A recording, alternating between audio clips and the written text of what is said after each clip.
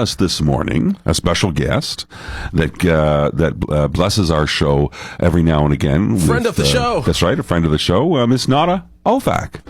Good morning, Nada. How are you? Good. Hi, Michael and Dan. I'm great. How are you guys this morning? We are blessed to be here. Thanks for joining us. Yes, again, I guess twice in a couple days. Well, I'll tell you what, I'm still full from last week. Oh, boy. Good to hear. That feast that you awesome. sent us home with. Thank you again.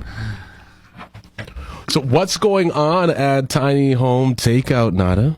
Well, today I would like to just bring it back to some of the basics. February's a bit of a slow month with the updates. Mm-hmm. So I just wanted to go through some of our critical parts of what we do. And first I want to focus on our mission, and that is grab a bite and give if you can.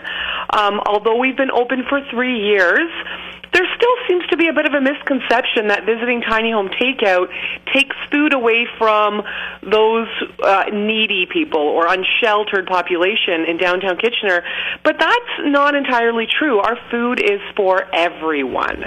I can personally vouch that no one is left unfed.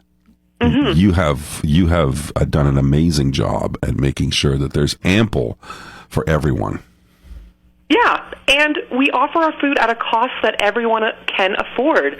So if you can pay 25 cents, great. If you can pay $20, that's fine too. And if you can pay nothing, that is okay too. We serve everyone with dignity, regardless of their economic standing, because we feel everyone deserves a great meal. So true. So true. And what has been the response from the people that you're encountering? I think the response has been very positive. People are very grateful and thankful for the service that we provide. It's a teaching tool for some families that come. You know, you can see the parents kind of talking to their children through what's going on. And then when we go out to our satellite locations, that's also an eye-opener because we tried to pick spots that are just outside the geographical location of downtown Kitchener, okay, where there may be a need. And we found that the uptake there has also been positive. And everybody is just really appreciative of the services we provide. And because we're upping how much food we're making and sending out, you can definitely see the need is there. So we're also keeping a pulse on the need, just so that we make sure that everybody walks away with something. Nada, if someone wanted to volunteer with Tiny Home Takeout, how would they go about doing that? To volunteer at Tiny Home Takeout, you can go on our website at www.tinyhometakeout.com, and there's a little drop-down menu in the top corner and a little button that says volunteer, and it tells you all the different things that you can volunteer for, all the different time slots, and then like a get started here. And just so that the listeners know, there are so many things, and I think Dan can vouch for this as well, that you could be doing to help us, from food prep to baking of the sweets to baking of the bread that we use in the sandwiches for going mobile.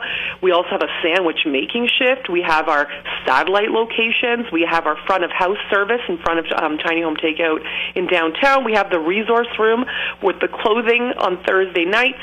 And then we have our partnership with Going Mobile, where people can help be drivers with them. So lots of different shifts, lots of different opportunities, and all ages are welcome. That is wonderful. Good. It's so good. So many things that Tiny Home Takeout does for the community, and you can be involved. You can get involved and be a part of this wonderful, wonderful organization. And listen, I can vouch personally, this is an organization that not only benefits the people that it serves, but it also benefits the volunteers and people that are part of this well-oiled machine. It's incredible how bonds are made and fostered. It's so good. It's so good. It sounds like a ministry. Ah, yes. It is, for sure. An excellent word for it. And Nada, one more thing. Any word about the Calzone of the month for next month? For the month of March, which is starts on Friday, but that's right. That calzone won't kick into play until next Tuesday. Chef Amy, I was talking to her on Saturday morning. She was leaning towards donair, a donair calzone, but not 100% sure. Okay. So when she finalizes that decision, it will be on our social media, so you can stay tuned for that. This is a cliffhanger, folks. I'm up in the air. Stay tuned. Well, you'll for have more. to follow us to find out. That's right.